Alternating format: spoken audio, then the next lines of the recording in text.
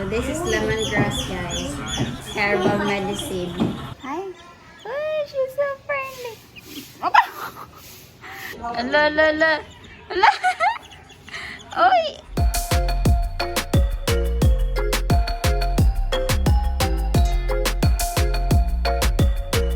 Hi, Sophia.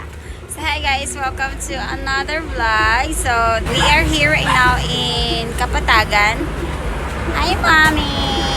Yes. So I am going to have a new pool table for business. Yeah, because it's back to normal here in my town. So hopefully the business gets better. But I have a business partner in this pool table because it's kind of expensive. So I'll show you the pool table. You probably wonder why I decided to have this kind of business again after pandemic. This is the only business I know that works well, that works better than the other business I tried. So I decided to have it again since we are back to normal. I sold the last 2 pool tables I own and tried another business like coconut harvesting. Since coconut harvesting is not per month, it only earns every 3 months of harvest, while pool tables earn every day. This kind of business is like you play, you pay. After each game, you have to pay 10 pesos per game. Sometimes we have higher earnings, sometimes we have low earnings. It depends how many players wanted to play and pay. I tried different kind of businesses the past few years, but it doesn't mean I have a lot of money. All I can say is I know how to spend my money wisely. Some people might think that this pool table is from my donations, but to be honest, no. I sold one of my videoke machine and add additional money, and then I have a business partner to get the capital that we need. I don't have much donations. The only donations I get is from Patreon, less than $100 per month. That's it. I just know how to save and spend my money wisely and put on a business so my money is rolling. It's a talent. You need to be brave enough to take risks. You wouldn't know if you wouldn't try. A few moments later. Ta-da-da! Yay! We got some new billiard. Yahoo! Hi. Hi. Oh, she's so friendly. Itusik niya ako lips. Kiss mo na. Piyong lang ko. Tapos ikaw pangin mo akong mata.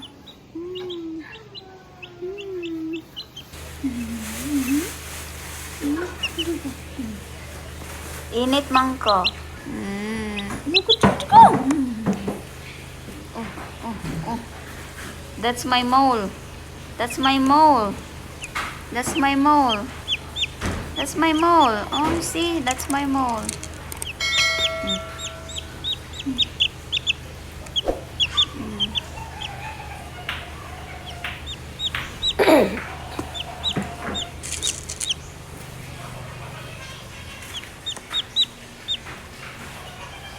You're my baby now.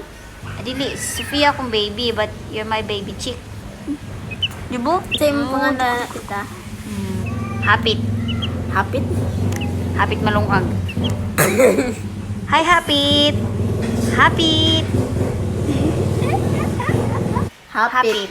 Hapit malungag. Kani. Hapit malagi, hapit. Hapit malungag. Hapit, kauban sa happy. Hapit, tas tanggilo ka, hapit. Pag na ano siya. Ano kayo? Ala, Sophia!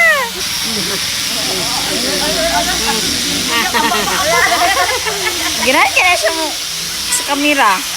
Vlogger ka siguro na. Vlogger ka? Vlogger ko na siya. Baby vlogger?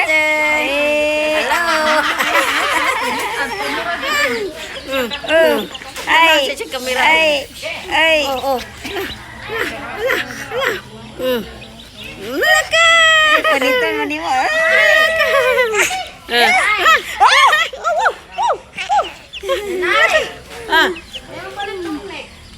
Oh, taga eh. 140.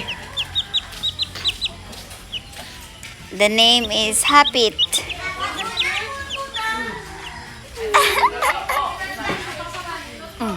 Hi, Hapit.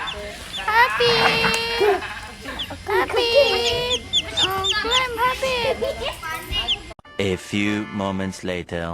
Still ongoing. It took a while to level the table. And right now, my father was trying to remove the old cover.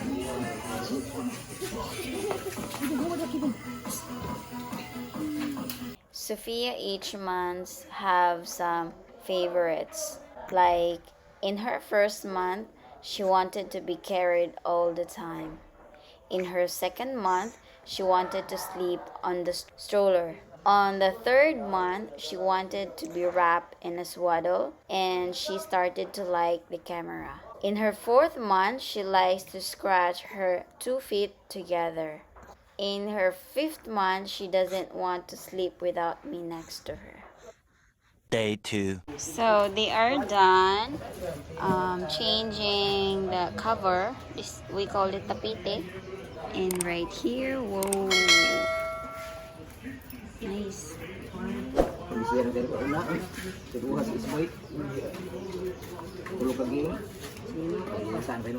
So guys, the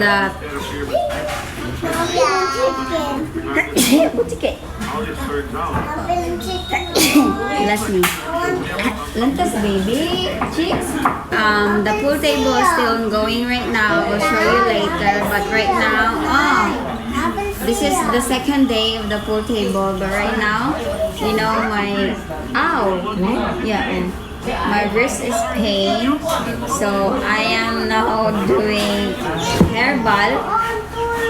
So this is lemongrass. She said it's herbal for this. Yeah, so this is lemongrass, guys. So I decided to just do a herbal medicine. And you know, there's already pool table and I'm so excited to play. But unfortunately, with this pain in my wrist, I can't play. So I asked mom to have medicine for me. And yeah, this is herbal. I hope it works. You know, it's been 1 month already. Like from, hi kids, we're carrying Sophia, it feels so pain, so I hope it feels better after this medication.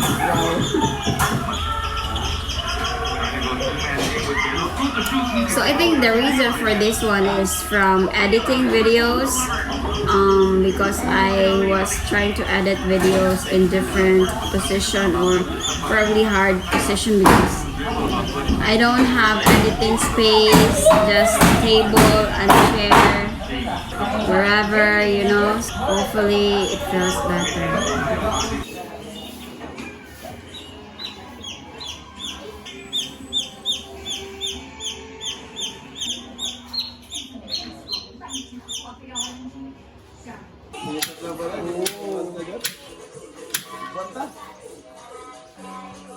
Almost. So we add some roof there because the rain splashes here. So we have to extend the roof. So they put first block and then this one, it's very thick. This is Japan Simonis. Wow. Excited.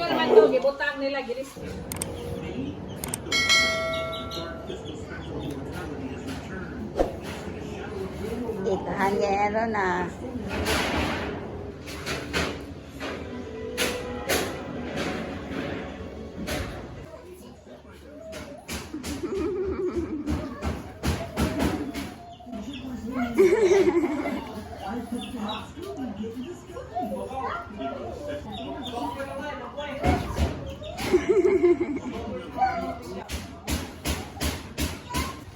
must finish.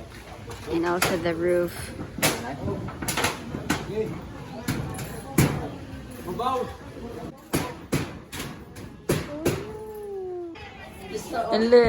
Hello, Sophia with habit. Sophia with habit. Uy, Sophia. Street bebe na siya na, naghiwi na. Ala. Uy, ayaw.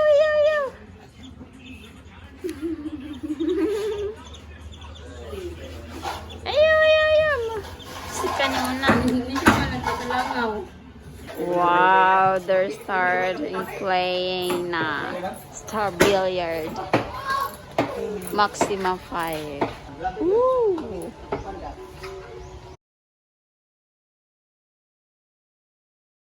Ten-ball billiards is played on a standard billiard table with only the 10 object balls numbered 1 through 10 and the cue ball. 10-ball billiards is considered more difficult than other billiard games, and thus is usually the preferred game of players with higher skill levels. This game tends to be fast-paced, and as a result, it is meant to be played as single game. 10-ball billiards is usually played by 2 single players. The game can also accommodate 2 teams of 2 players. According to 10-ball billiard rules, the 10 balls 1 through 10 are racked at the head front of the center triangle, just as in 8 ball. The 10 ball is to be placed in the middle of the middle row in the rack. The object of 10 ball billiards is to pocket the number 10 ball legally to win the game. In 10 ball billiards, player lag or coin flip to determine who will take the opening break shot. In professional tournaments, player always lag for break. It may also be determined before beginning to play. The winner or loser of the previous game will always perform the next opening break shot or vice versa. The winner of the log or coin toss has the option of taking the break shot or passing it on to the other player. In order for a break shot to be legal, one object ball must be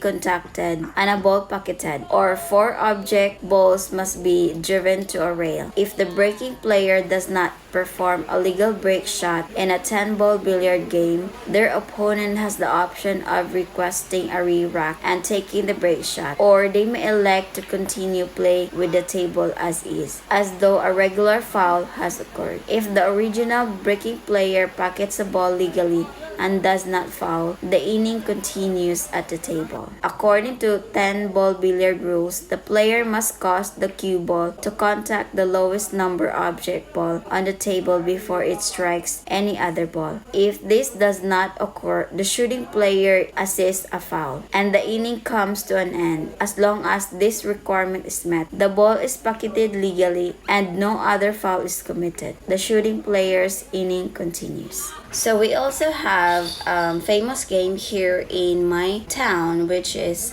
we called it 61, or usually called it rotation pool. It's a pool game played with a pocketed billiards table, cue ball, and triangular rack of 15 billiards ball, in which the lowest number object ball on the table must be always struck by the cue ball first, to attempt to pocket numbered balls for points. Some attractions of rotation including performing unconventional or difficult shots to reach the correct ball, and quite often making risky attempts to score higher numbers of points by performing advanced shots such as combination shots, bank shots, and swerves. The object of the game is to score the most points by pocketing higher scoring balls than the opponents. A frame individual game is won when a player or a team reaches a number of points, usually 61. That makes it impossible for the opponents to win. A match may consist of multiple frames, example, a race to 10, or a multiple rounds of multiple frames, example, 3 rounds of best 2 out of 3, as in other types of pool. Points are scored by pocketing the object balls on the table. The number of points awarded is equal to the number printed on the ball pocketed. For example, Pocketing the 4 ball score the player 4 points. In a 2-player or 2-team, the frame is over when a player or team has 61 or more points.